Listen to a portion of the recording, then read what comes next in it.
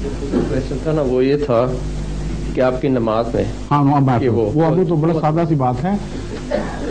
नमाज के अल्फाज में जो हज़रत सल्लल्लाहु अलैहि वसल्लम से मरवी हैं, हमारे और आपकी नमाज के दरमियान एक ज़र्रे का भी फ़र्क नहीं। क़िबला वही है, मसाइल वही हैं, वुज़ू के, गुस्ल के, नमाज के अल्फाज के और दुआओं के जो नमाज में पढ़ी जाती हैं, एक ज़र्रे का भी फ़र्क नहीं। इसलिए ये बात अगर कोई कहता है झूठ बोलता है, हम उसका क्या इलाज करें? कोई झूठ बोले तो 100% वही नमाज है। अब यहाँ होगी आज नमाज, और तो हम यही कह रहा हूँ, आप देख लेना और मैं किस तरह नमाज पढ़ाता हूँ, क्या पढ़ता हूँ, साफ नजर आ जाएगा आपको कि नमाज वो है कि नहीं।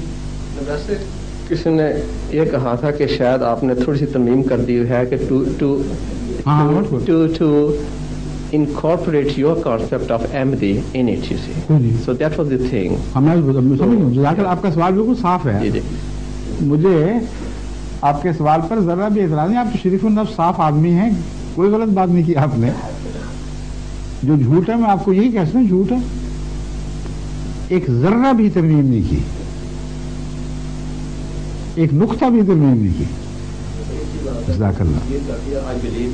और अगर हम करें तो हम काफिर हो जाएंगे।